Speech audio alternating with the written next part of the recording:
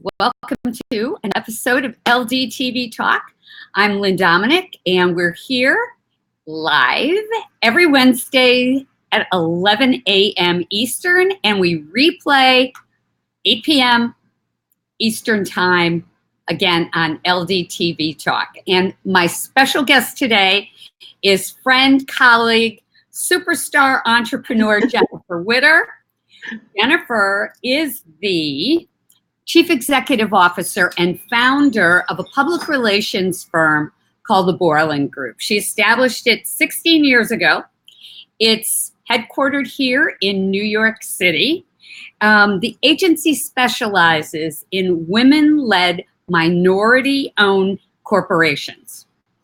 It was selected by TheStreet.com as one of the top five national Black-owned businesses making a buzz. Jennefer was also named one of the nation's 10 most successful Black CEOs and entrepreneurs by Madame Noir magazine. So we're so honored to welcome her here today. She's going to share her story with us.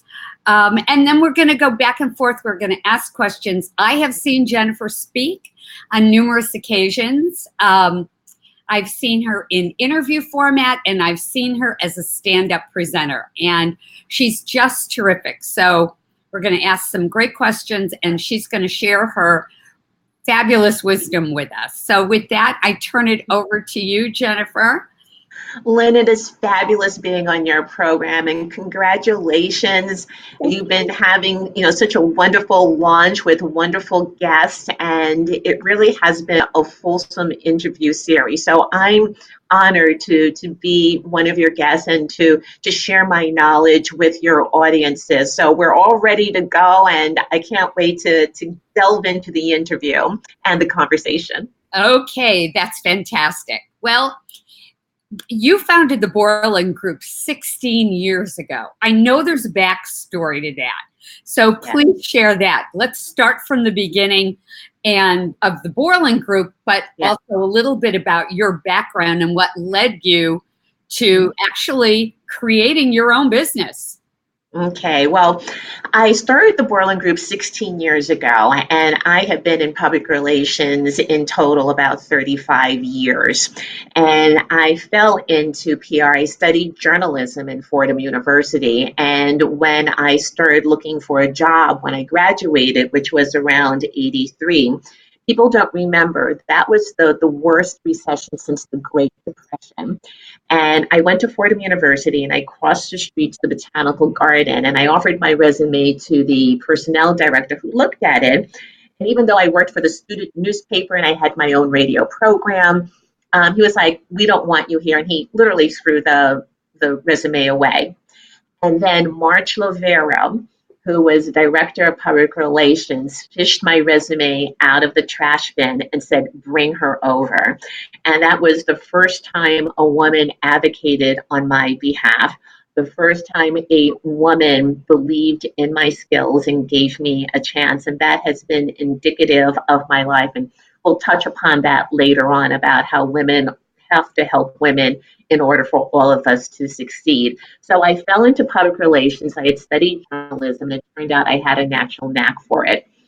So I eventually got into public relations agencies, and before I started the Boreland Group, I was working at Ketchum Public Relations, and I was a vice president there. And I started the corporate technology department, and it generated $1 million worth of revenue in the first year. But This was the days of the Wild West in Silicon Valley. I remember. So, yes, it was crazy. The money was being burned through. And I am no soothsayer, but I remember it was August of 2001. And it was a sunny, bright day. The money was coming in. And I said, it just can't last. And soon after, 9/11 hit. soon after that, the tech market exploded. And public relations is not the sexy business that some people think. It is definitely not Sex in the City with Samantha. It is always listed as one of the highest stress businesses that you can be in. Oh, And sure. I always had clients who were difficult to deal with. I had the personality and the ability, but that drains on you. So it was 9/11. I had a worldwide staff of 30 that was cut to two virtually overnight. My accounts were dropping like flies. I just lost my mother, and it was just too much stress. And I decided to quit. And I took a year off, and I decided to go back into work in PR. But I wanted it to be different. And I wanted it to be a place where I wanted to work and I would answer to my old rules. And that's how I started the Boreland Group. And I had no experience in entrepreneurism. I never took a class in entrepreneurism, and I started at level zero. And I share that because sometimes we overthink that we need to have a degree, we have to have this, we have to have that. Sometimes you just have to take a wise leap. So what I did, yeah, and so what I did was I took classes at the Small Business Administration. I got an attorney who was recommended to me. I looked at the different forms of corporation, whether it's be an S corp or a C corp, and I went to SCORE, which most people know it's a nonprofit where retired business executives give free advice to those who are interested in starting their own businesses. So I had that foundation, and then I needed clients. And so I sent out about 200 emails to everybody I knew, and I got one response back. And it was a friend of mine from Ketchum who said, I have a friend who has a sister-in-law who is interested in PR. And she eventually became my first client. And here's the other, it was just so random. But this is the thing that I also want to talk about with burgeoning entrepreneurs, that sometimes you have to give in order to get. And with that first client, I was only charging $1,800 a month. And I told her I would invest the other $1,800. Why did I do that? I did it because I needed to get that client. I needed to show what my company could do. And I also put a parameter around it so I wouldn't be, eating ramen noodles for the rest of my life. And so I said, we'll do it for 6 months. And within that 6 months, the amount of press and work that we did for her opened up doors, and I began to get more and more opportunities working with others, developing the accounts, building the Boreland Group brand. And at the end of the 6 months, it went up to $3,600 a month. And that's how the Boreland Group started. And we just kept moving forward. We just kept moving forward. But one thing that I wanted to point out is that as a business owner, you need to look ahead. You need to be aware of the trends. And because I was in high tech and the bulk of my clients were in real estate, I began to see in real estate the early warning signals that I saw in high tech. So I said, listen, I have got to change some things. So I began to network. I began to aggressively go after business. I began to do speaking opportunities. This is around 2007, 2008, and then the Great Recession hit. And if we had not diversified, I don't think the Boreland Group would have survived the Great Recession. And that's what I always say to fellow entrepreneurs, is that you need to have multiple streams of revenue so that if one area goes down, at least you have income coming in through other streams so that you're not being choked by not having money and going out there, money meaning revenue, to continue your business as well.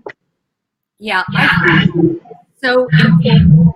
I think what happens sometimes is there is this there is this passion behind your idea, behind your business, and you put so much energy into it, and you want it so badly to succeed that you don't want to think that you have to move away from it. And you really don't have to move away from it, but you have to be open to other opportunities and where that might lead. Now, there's something I always joke about, but it's a great philosophy. There is a woman, a social media guru. Her name is Amber McHugh.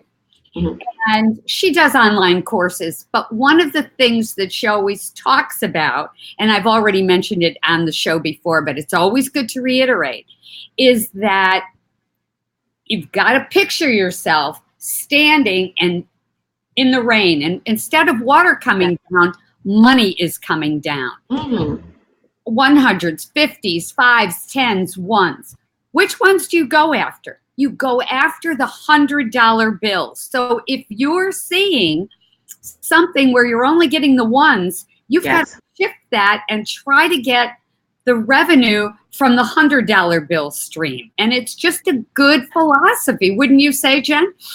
I would absolutely agree with it. And I find that with women, and I speak in broad brush statements, that they will grab the first piece of business that comes along because we get scared that we might not have another business. Right. But think about it. The amount of time, energy, and effort you put after those $1 and $5 accounts, you could be going after the $50 and $100 accounts, and that you will get more reward. The other thing that I have found out in my years, and I have made mistakes that I have learned from, is that for those smaller accounts, they are much more labor intensive, because for the most part, they're coming out of their own pockets, their own bank accounts, whereas with larger companies, they have the cushion and they are not as, for lack of a better word, nitpicky about what is going on, because we do service the client, we do provide results.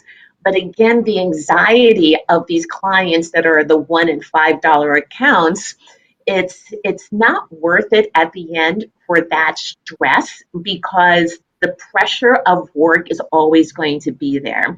And if you can get 3 or 4 of those $50, $100 accounts, as opposed to the 10, $1 and $5 accounts, it's absolutely worth it in your own time, energy, and peace of mind. Yeah, I couldn't agree more. That said, though, how do you make sure you get the $100 accounts? Well, you have to do research. You have to go out there and you have to make yourself known. And when you're talking about your business, you can't talk about what I have done. You have to showcase the value that you bring. You have to showcase what you are going to offer the client that he does not have, and how it is going to help promote him in his business. For example, one of the things that we've been talking about of late is that there is going to be a recession in 2020. And it's going to happen no matter what.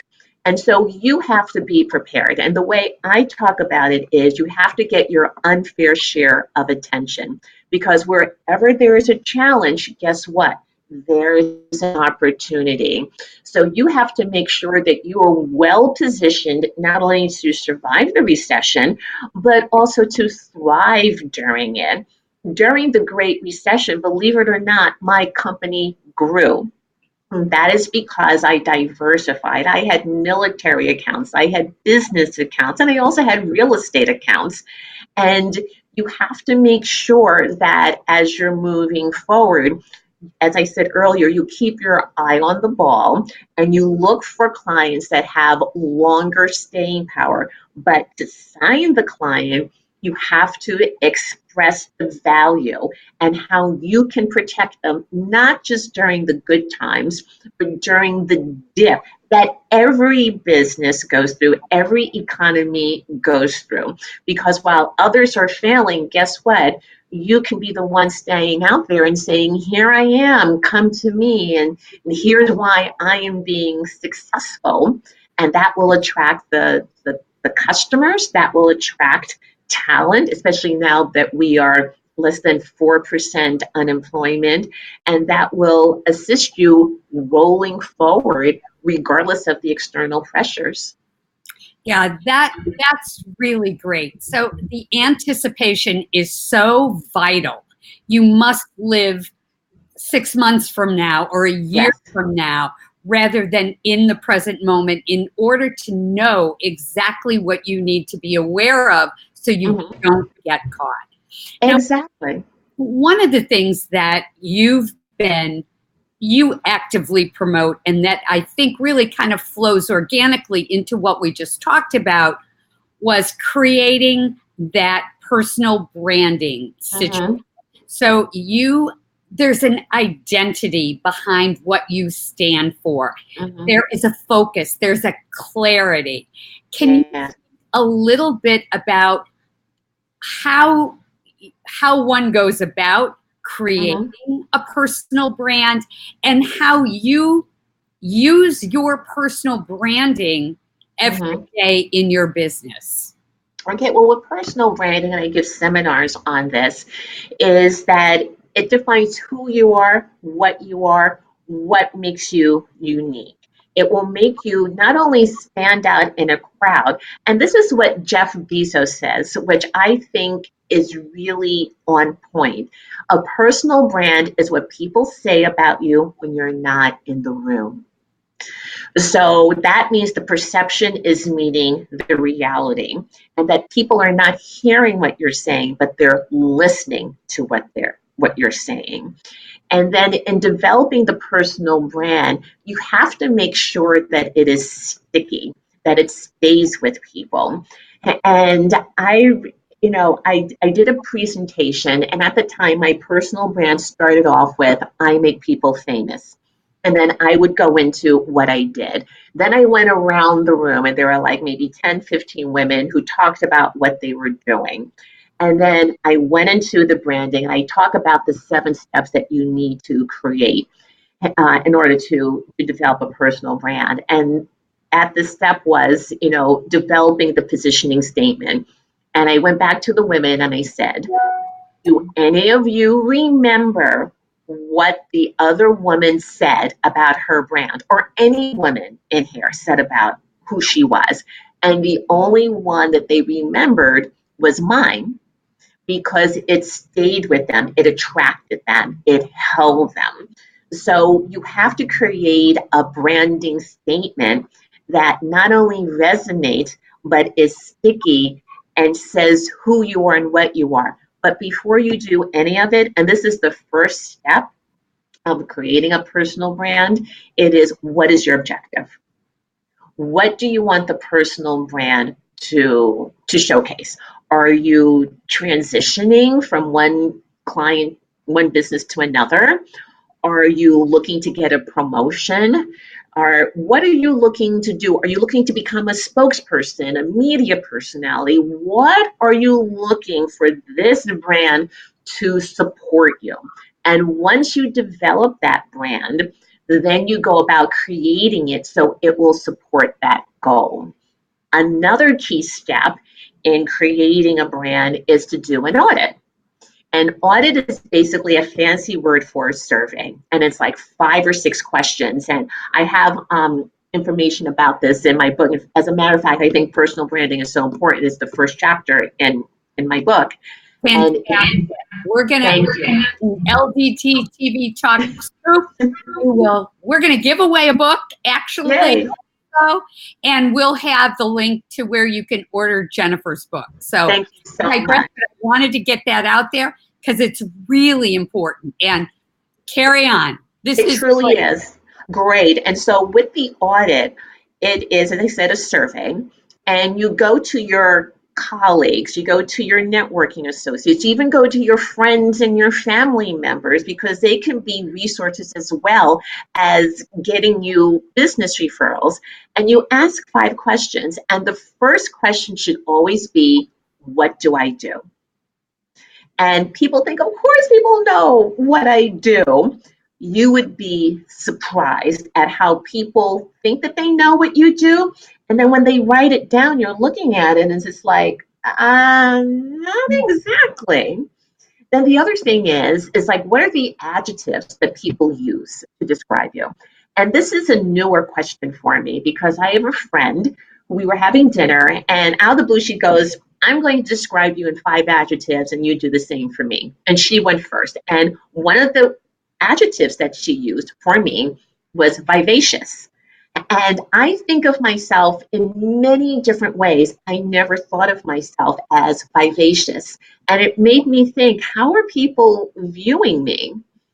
The other question is, and this is the question that scares people, what am I doing that I need to do better?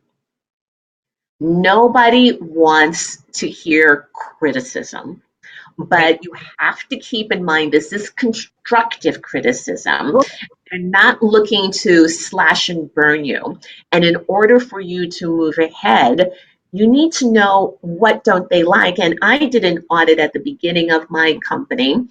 And when I would do the billing, I would supply all the back data and all of this, because I thought they want to see it. I never asked them, but I just assumed they wanted to see the expenses. Right. And virtually to a client, they said, stop it with the backup data.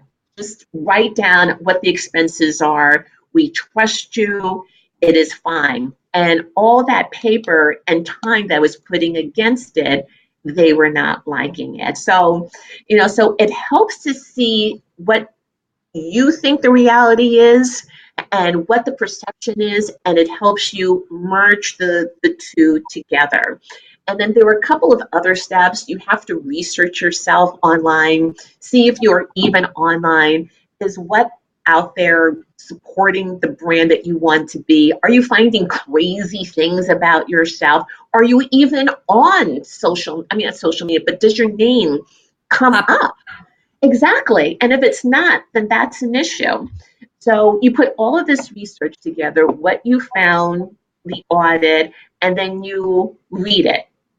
And then I tell people, put it to the side and then read it again, because we have a tendency of overlooking things. And by the way, when you're doing the audit, you can do it with a group of 15 to 20 people. You can do it via SurveyMonkey because it's anonymous, because you get more truthful responses when they are anonymous.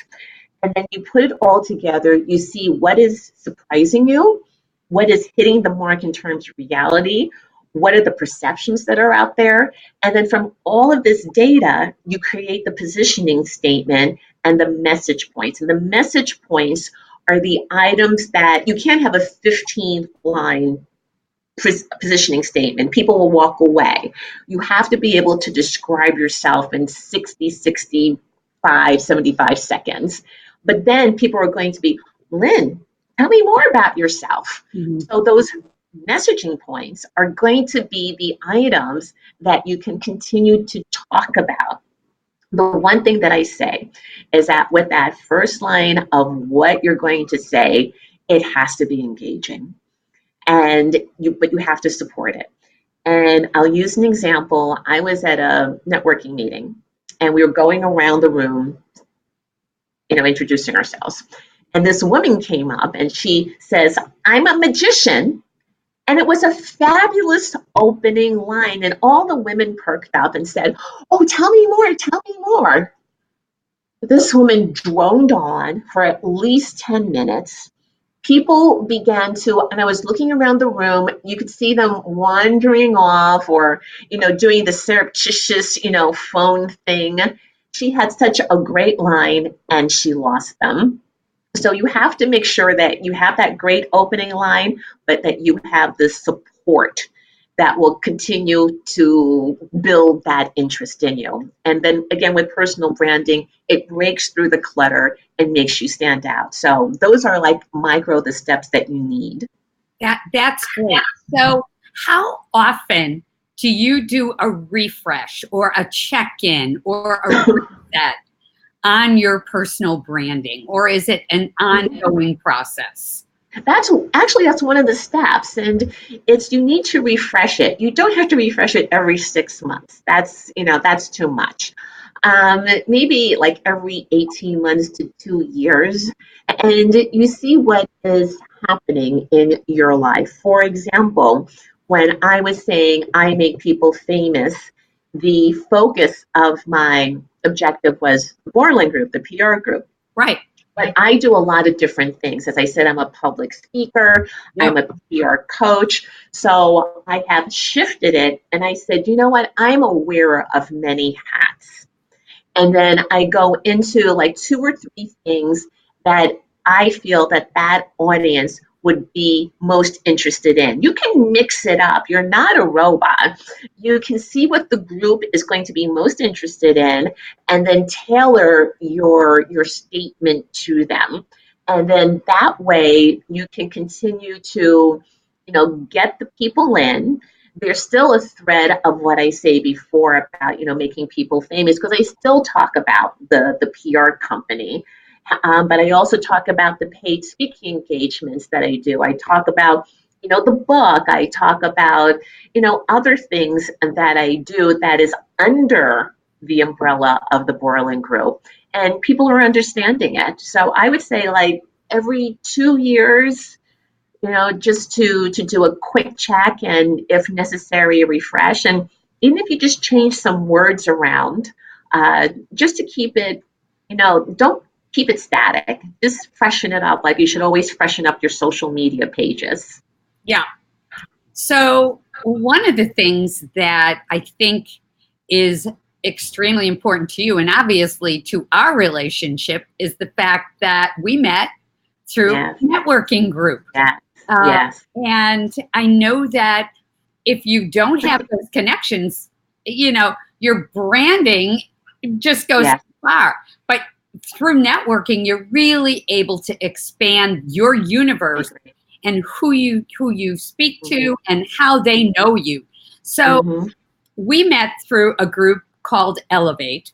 And then through our association at Elevate, you led me to a group called Six Figures, which was kind of a revolutionary group for me, both personally and professionally. So I want you to just pivot a little bit, Jen, and talk about networking and why it is so important for women executives. I think networking is an underutilized tool. And the reason why I say that is that there's so much literature out there. You have to network, you have to network. But I feel, and I'm a victim of this as well, that after a long day of working, do you want to go someplace at 6 o'clock, 7 o'clock? And I feel that with networking, it's critical. It ties in with your personal brand. It allows you to expand your community. And as you expand your community, you're expanding opportunities, whether you're an entrepreneur or an executive or you're fresh out of school, to have this network that can be there and be supportive of you. 2 things. A lot of women feel that their work will speak for itself. No, it does not. You have to go out there and sell your work, sell your accomplishments, and you do that through networking. The other thing is, and you and I were discussing this, there was an article that came out in the New York Times about a year and a half ago, 2 years ago, and it revealed a terrifying fact. And it talked about women who are in their 50s, if they lose a job, it is highly unlikely they will ever get another job again. I know, and that age is actually going down. Oh, is it? Yes, there are women in their mid-40s now that are facing, job elimination. So maybe they'd be more likely to get other jobs, but I know past 50, it's virtually impossible. It is. But the one thing that can negate that is networking. You do not network when you need it. You network when you don't. So that when you do, you can turn around to an already established base that you can go to and be truthful with and say, hey, this is my situation. How can you be of assistance? Now, the key to a successful networking relationship is not always the give. It is a symbiotic relationship. You have to give in order to get. And there are times when you will give multiple times before getting something back. You should also give authentically. I have given a lot and not have gotten anything back, but I can tell you it is building the relationships that I treasure.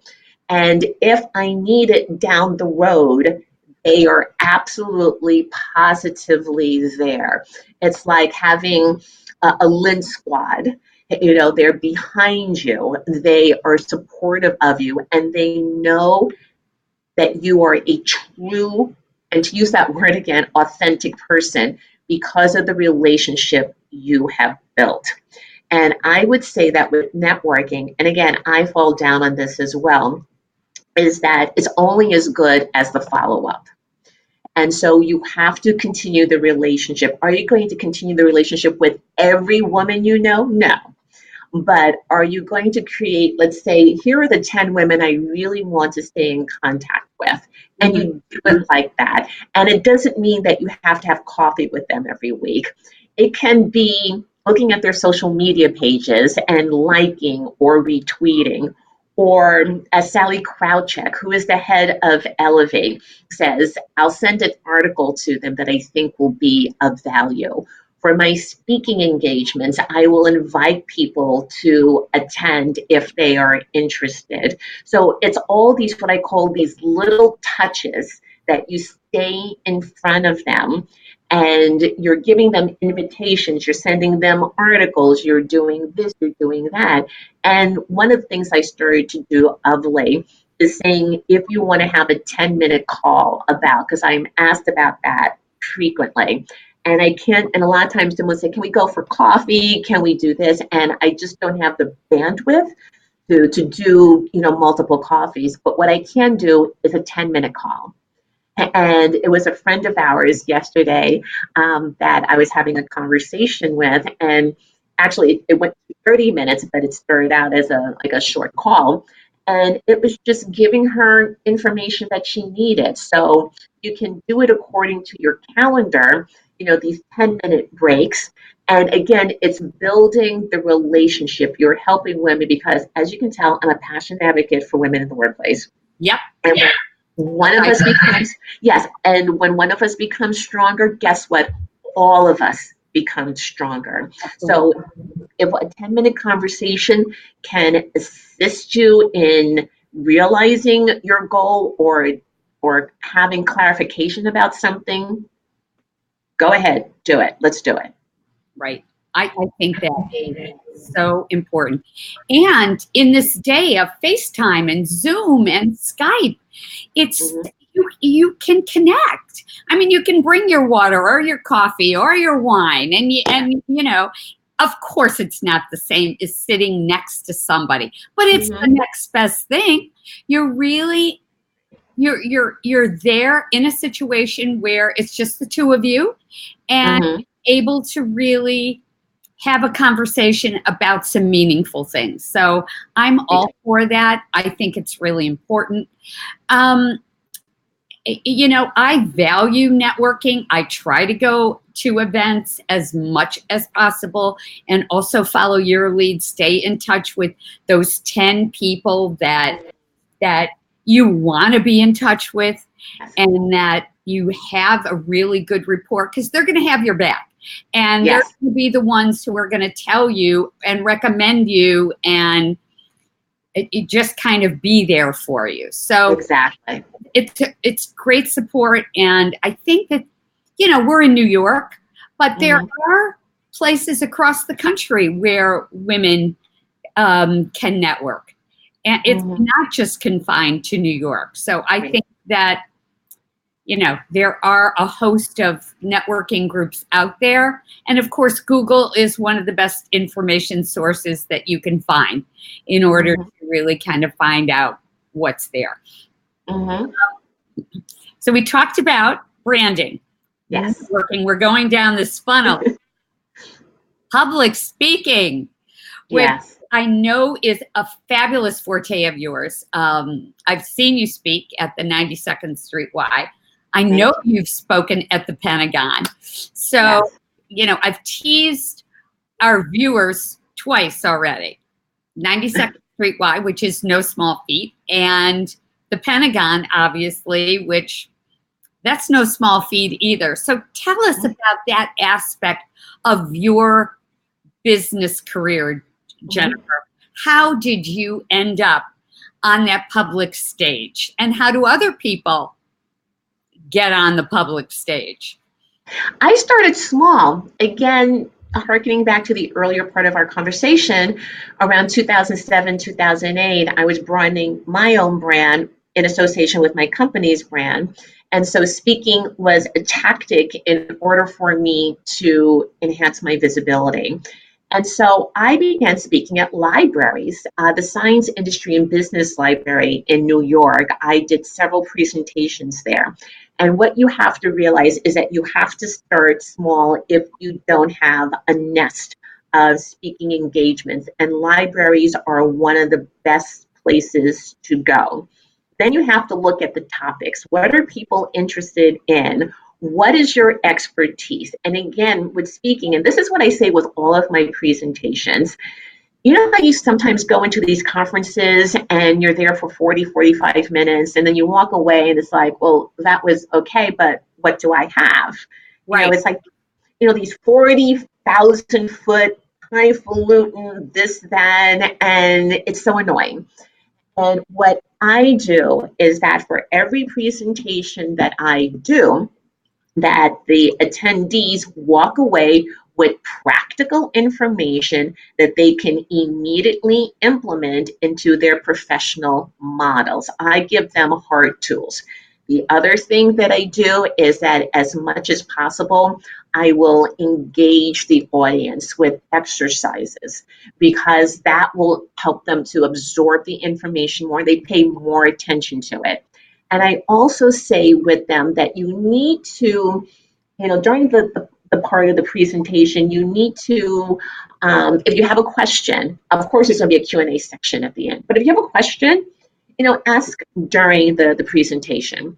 And again, that engages the audiences. So I started off slowly, and then I used LinkedIn as one of my primary social platforms to get speaking engagements. And if you, currently go to my LinkedIn platform, you'll see the cover photo is of me speaking to a group of about 200 women in the military. It wasn't the Pentagon, it was at the Sea Service Leadership Symposium, which is the largest symposium for active duty women who are in the sea services, whether it's the Marines, the Army, whatever. And then from that presentation, I got a personal invitation from Senator Mark Warner's office to speak at the Virginia Women's Conference. And you get referrals like that, but you also have to consistently put yourself out there and do research. And LinkedIn is a good tool that I use. I post about it. I'm speaking at the Wing in Georgetown. And for those of you who are not familiar with the Wing, it is a co-working space specific for women entrepreneurs. It's going to be in Georgetown because I also have a presence in Washington, D.C., and I'm speaking there later this month. With the 92nd Street Y, I'm an official instructor there, and I just kept pushing topics to the programming director, pushing. And finally, they said, okay, and I've been presenting there for about 4 or 5 years now. With the Pentagon, I got that through LinkedIn as well. And so you have to really promote yourself as a speaker. In the beginning, you probably won't get paid, but as you get bigger and you grow that nest, for example, I spoke at the Pentagon, the Brookings Institution, a couple of the United Nations, and I didn't get paid for any of that. But now I can say I've spoken at Brookings and this and that. I've asked people to provide testimonials on my LinkedIn page about what they've learned. I've extended the repertoire of my speaking engagements. It was mostly about business, like networking, personal branding. Now I talk about implicit bias and gender-based language. With Elevate Network, you know that they offer speaking opportunities, but they are free. But because of the presentations I have done at Elevate, I've gotten paid speaking gigs through that. So it really is, you have to devise a plan. Where do you want to speak? Are you willing to work for nothing? But knowing that in the long term, you will get paid. And if you are working for nothing, let me just say this. I'm not a fan of that. So if you're not going to pay me, I need to get something in return. And what I usually ask for is photography. I ask for video. I ask for social media exposure. And depending on the engagement, meeting with other speakers in the media. And I finally was able to meet Leslie Jane Seymour, who is an icon in the publishing industry, when I spoke at the Pennsylvania Conference for Women. And that's another side story. I'd been stalking her on Twitter and I found out she was speaking. And I said, "Oh, are you going to be there? I'm going to be there. Let's meet." And the PA conference had a speaker get together. When I was speaking at the Virginia conference, they did not pay me. I said, "Okay, well, I need to get a Facebook Live," which I got. And I said, "I want a photograph with the senator, just he and I." And I got that. And I also wanted to sell my book. And so if they say, "Well, you're not going to be paid anything," then you have to negotiate. And the other thing is that even if they say they don't pay anything, push it a little bit. Say, "Okay, can you cover off my travel and my hotel? Can you cover off this? Can you give me an honorarium?" Let them know how much you charge. Let's say you charge $5,000, and you say, "I charge $5,000. Can you cover off 1,000?" Something like that. I just got booked. I was speaking at TEDx in Albany in December. It's my first TEDx. Right. And thank you. But they're not paying for hotel. They're paying for travel. And the person with whom I work, who's now, I hired somebody to do my booking, we discussed the benefits of it. And to get into a TEDx and the topic that I am speaking about, it really will broaden my visibility. And it works with the other aspects of my speaker life that will enable me to get to the next level. So there are all these things that you can do to locate speaking engagements. I was listening to an Elevate podcast and the woman said, just, put in Google the search term speaker proposals for telecommunications. And then all these will post up. I saw another one is to put a Google alert for call for speakers, which is what I've been doing. And then the other thing is that there are Facebook groups for speakers that you can join and see where your friends and colleagues are speaking. All right, I get a lot of ideas from that. And so look to see if you can speak where they're speaking, if it's within your area of expertise. But, I'm not saying stealing an opportunity, but if they're speaking there and I can do a topic, why not?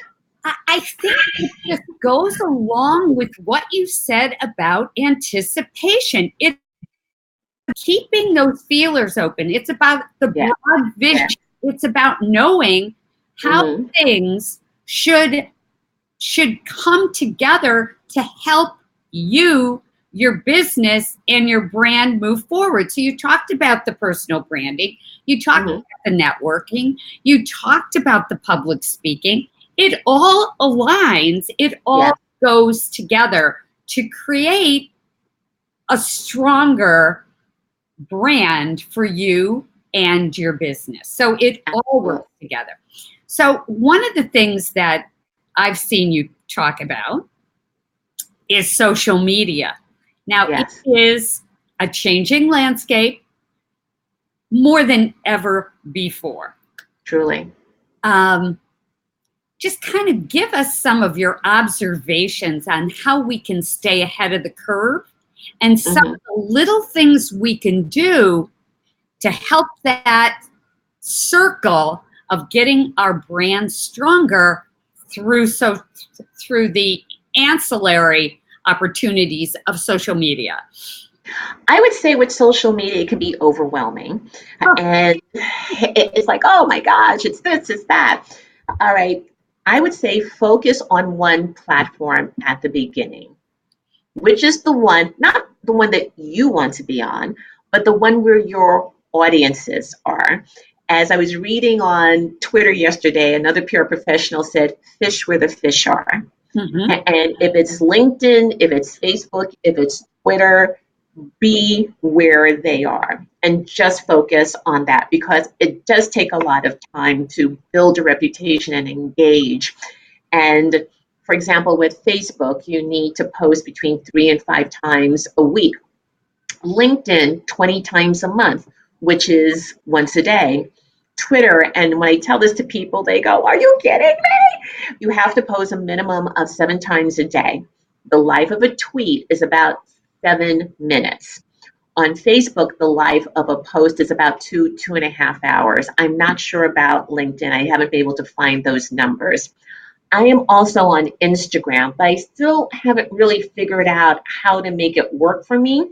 But if you're in a visual business, if you're in fashion merchandising, or if you're a chef, that is absolutely the medium you should be in. Right. The other thing is that you have to strategically use hashtags and the @ symbols to broaden the viewership of your links. I spoke at the Women in Communications, in Cable Telecommunications, about 2 or 3 weeks ago. And before that, I posted that I was speaking. Now, this is what I did. I started off with, I never thought I would have something in common with Meghan Markle, who is, as we all know, the Duchess of Sussex. And it turns out she spoke at this conference before she married Harry. So I did that first line, talked about what I was doing, but instead of including a picture of me, I did of the Duchess. To tie in with that first line, I thought, okay, I'll get a couple of hundred views. I got 25,000 views. Oh my God. Yes. How awesome. Yes, exactly. Now, when I was about to speak, I spoke on a Monday. That Sunday, I wrote, I am speaking at, the Women in WIC, W-I-C-T, on media, blah, blah, blah. Then I used the hashtags. And one of the hashtags I put was hashtag women in business. LinkedIn then alerted me the next day that my post was trending in women in business. So you have to be strategic. Don't just post to post. Think about the graphics. Think about the hashtags. Think about the @ symbols. I can tell you on Twitter how many people I have connected with who are big names simply through using their hashtags, engaging with them, and being real and consistent in it. And when you also, with social media, very quickly, is that it's a great, what I call virtual networking tool. A lot of people, we're sitting here, you're in New York, I'm in Washington, D.C., but we can network with people in South America, Canada, Australia, simply by developing these relationships. And if you're an introvert, And you think going into a room of strangers, it can be killing for somebody who's very shy. You don't need to worry about that. And a very quick example is that one day I was doing, my tweeting, and this woman said, Jennefer, I voted for your book for Best Business Book. I didn't even know my book was nominated. Wow. And I looked on it. It was a Sunday, and there were 2 votes for my book, the woman and me. And I was like, oh no. And it was closing that Friday. And I went to my virtual community saying, can you vote for my book? I gave them the deadline. I got between Sunday and the close of Friday 300 votes for my book. That's great. And it came in second. Fantastic. Yes. And the people who voted for it were in England, Italy, throughout the United States, Canada, and all I did was sit here in Washington, D.C., and I used my network. That's brilliant. Isn't it? How much time are you now devoting to social media every day? Because I have the grounding in social media, I don't do it as much as I have. There are times when I don't tweet, but I still get views. I would say that if you're just starting out, you should spend about 45 minutes to an hour a day. Look, if you're doing multiple channels, if you're doing one platform's 20 minutes a day is fine. But again, if you're doing LinkedIn, and this is more of a business program, you have to post 20 times a month, and you just don't post. What you also need to do with your group, with the people that you want to develop a relationship, is to like what they post. And here's the other thing, don't just like, comment upon it. Engage. Yes, because most people don't comment. Write an article. You can write an article once a month, and once you post it, it goes out to your entire LinkedIn network, and you can post about tips, which are the most important things. It can showcase your expertise, your knowledge. Remember, this is going back to your personal brand. Do you want to be known as an expert in construction? All right, then, write tips about construction. Write about the things that people want to know about. Pull back the curtain a little bit. Share some of those secrets. And I can guarantee it that you will start getting a bigger footprint just by doing those simple things. Is there a way to find out what are the best hashtags to use? It depends on your business. And Twitter, for example, it's usually on the right-hand side of your page. They will show you what is trending. Yes. And if your business can tie into those trends, then absolutely carry that onto your page. I mean, there's always Monday motivation. There's always Wednesday wisdom. I get the best on Twitter on Fridays with hashtag FF, Follow Friday. And I will do a bunch of women. I've included you in it. I was going to say, I've been the happy recipient of some of those tweets. Thank you. You're welcome. And I'll do hashtag FF. And then you have to explain, like, women of note, women in media, women who are writers, women's groups, podcasts that you should listen to. And when you're doing that, you're supporting the person you are targeting.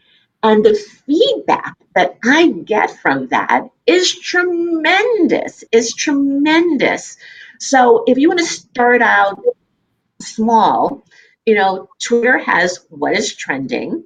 And then in your business, like before, one of my brands is, again, women in leadership.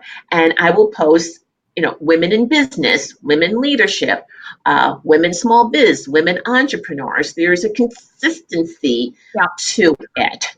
And on Instagram, they also will show you how many of those posts have been posted. And I've been told that don't go for the posts that are like 15 million. Let's say women in leadership. go for the ones that are like 100, because those are the ones that will get more attention, because you get lost in the 15 million. Whereas if it's a couple of hundred, you have a bigger chance of standing out. Yeah, I've heard that as well. Mm. We could go on forever, but it's time for the lightning round. So I'm going to have you back, because what I want to do the next time you're on, yes, talk about all those things that women shouldn't say. Oh, yes, absolutely. I'll be here. We can do a segment in and of itself, because I find that fascinating. Great. Just don't say you're sorry. Right. We're going to tease our audience with something. So Jennefer's going to come back at a later date. We've got to have her. A person that inspired you or inspires you, and why? That would be easy. That would be my mother. She and my father divorced when I was very young, and she had basically sole custody, and it was very, very difficult in the beginning. I come from very humble origins, and my mother was a nurse, and she just kept moving forward. She didn't have a family network or friend network to support her, but she never complained. She did what she had to do. And she was a wonderful role model for me. So definitely she was she is the inspiration for me. And I named my company after her. Boreland is her maiden name. And so I named it to memorialize her. Yeah, that's wonderful. That's just great. The best business advice you ever received? It wasn't given to me directly, but it's from Warren Buffett. And he said, you have to say no more often. And he said, I say no all the time. And if I remember correctly, it's like 95% of the time he says no. And he is practicing the art of being selfish in the best possible way. Because if you're saying yes, yes, yes to all these people, you're taking time away from what you need to do. There are only 24 hours in the day, and we need to be selfish in getting the projects that we need to get done, in getting the work that we need to complete. And if you say yes to everything, guess who's going to be working at midnight while that other person is strolling out the door at 5 o'clock? So we as women have a tendency of saying yes because we think we're going to be impolite, we're going to be seen in a negative light, but we have to have more of a way of thinking in that saying no is perfectly okay. If you don't have the time to do something for a very valid reason, like you have a project, you're working, say, you know what, I would like to assist you, but right now I just don't have the bandwidth. And if you can suggest another person option for that asker to go to. But I would say with Warren Buffett is to say Warren Beatty is another thing. I'm showing my age. That with Warren Buffett, to say no, I mean, he's not the oracle of whatever for no reason. I think that's a great piece of advice. I think so too. I think it's great. And when you say no, selectively, it also frees you up to say yes to the important things. I agree. That's a good point. Mm-hmm. What is the best personal or overall advice you ever received? Keep it moving. And there are times in any business, and my business too, you go through your ups and downs. And personally, you can go through your ups and downs. I've had my health issues. Friends of mine have become ill, and it can just like overwhelm you. But I think that each day, if you just keep moving forward, even if it's a half a step, you're moving. And I think that sometimes it's easier just to stop and draw the covers over your head. And there's nothing wrong with that. But you need to throw back the covers, throw your legs over the edge of the bed, get up, and do your best to keep it moving forward. Yeah, that is great advice. Mm-hmm. What is an app that you can't live without? Well, yeah, I don't have one specific, but I will tell you the one that I go to the most is my WNYC app. And that is the local NPR station in New York City. And I feel it's important to give your brain a rest. And they have all the different programs that I enjoy listening to. And while I'm listening to it and having a good time, I'm also being educated. And I also can pick up ideas that may apply to my clients. So Oh, I listen to it.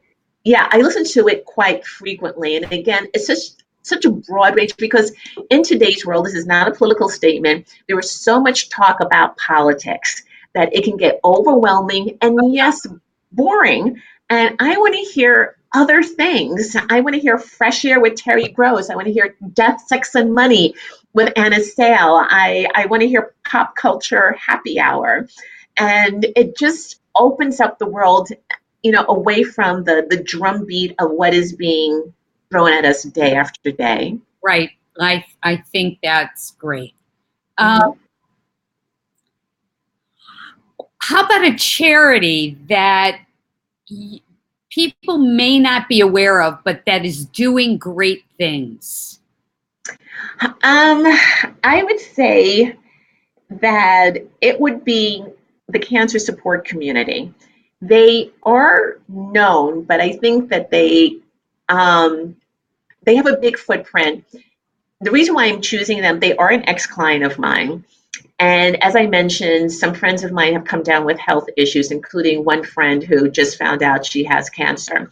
And what is wonderful about this organization, which is based in Washington, D.C., is that it provides psychosocial and economic support to not only those with cancer, but their caregivers. And it's given totally free. That's great.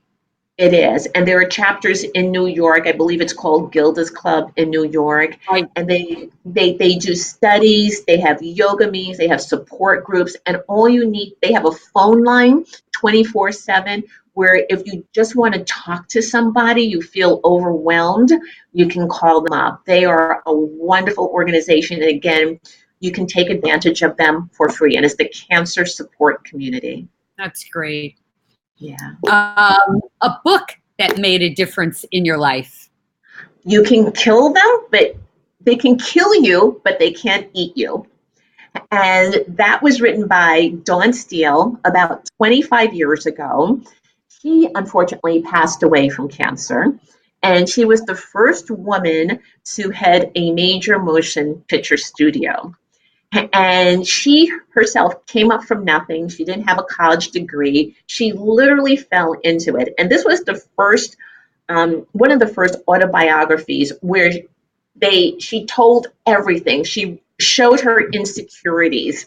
She gave you tips. She talked about her personal life. She talked about how she was dating Richard Gere, who dumped her, and how she was just like, she was just like, I want to call him. I want to call him. She goes, ladies, don't call him. Don't call the guy who dumped you. Don't, all of that. And then the workplace politics and being the only woman in the room. I mean, she really was pioneering. And I still have the paperback. It's yellowed. It's dog-eared, but I still reread portions of it, and it still remains relevant to me.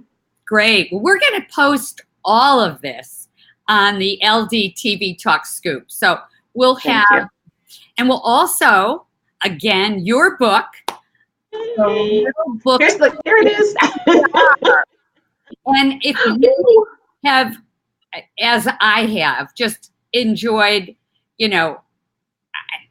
I've enjoyed obviously everything, but even two or 3 minutes of what Jennefer shared is valuable enough to know that you've got to go get her book, because there is so much insight and wisdom and just great understanding of what women are facing and need to do to move their businesses forward on a regular basis. Go get that book. And we are going to do, for those of you who comment, or who you can comment, you can also text Tell Me, #talk, to 866-320-6011 to enter to win. we will do that probably in 3 or 4 days, so we have enough people who, you know, watch the replay and are going to comment, and we'll raffle that off. So, Jennefer, do you have any kind of last advice that you want to leave our viewers with? I think the last advice is what I started out with, is that we all have to help each other. There is plenty of room out there for all of us to succeed, and to be generous and to be authentic and being willing to support another person. You will get it back in spades. So that's what I would say. That's great. So I'm just going to do some housekeeping to clean up. Jennefer, thank you so much for being here. And thank you. We will definitely do this again. I can't wait. And Lynn, thank you for the opportunity. It's an honor, and I had a blast. Oh, good. So did I. I knew I would. Yay. All right. Take care. All right. Bye. Take care, Lynn. Bye. Bye. So Jennefer is amazing, isn't she? She's great. I knew she would be. She is going to be speaking at the 92nd Street Y on the 23rd of October, and there will be an opportunity for a 10% discount with the words 9-2Y adult. So if you put that in, when you get your ticket, you'll be able to get a 10% discount. That also will appear in LDtvTalk Scoop, which is our Facebook fan page. Please, I encourage you to go. There's always a recap of the bio of our featured guest. We do a preview of upcoming shows. And then there are all the links to the information that our guests share while they're on. So the last minute thing, our smudge stick, Carolyn White, one of our dear friends, won the smudge stick last week. So she'll be getting that. Again, remember, we give away one of these fabulous smudge sticks every single week. Make sure you text Tell Me, #talk to 866-320-6011 as your way to enter to win. And this week I'm fanning the Dylan water bottle. So I'm sure those of you who are wellness advocates and informed about wellness know the benefits of high pH water. And the Dylan bottle actually has a mechanism that allows you to put fresh water in this, and within 25 minutes, it becomes alkaline. So it is a fantastic device. I have a couple of them. I bought it online, DYLN. Google it. All right, I'm not an affiliate for these things. I just find things to fan and tell you about it because they happen to be great. So next week, join us 11 a.m. Eastern to find out all about creating your own beauty brand when Toby Ann joins us next week. So you're going to love that. Her story is very interesting. It's one of perseverance and tenacity, and it went from an idea to an actual product, and you'll learn how she did that. So again, thank you all for being here.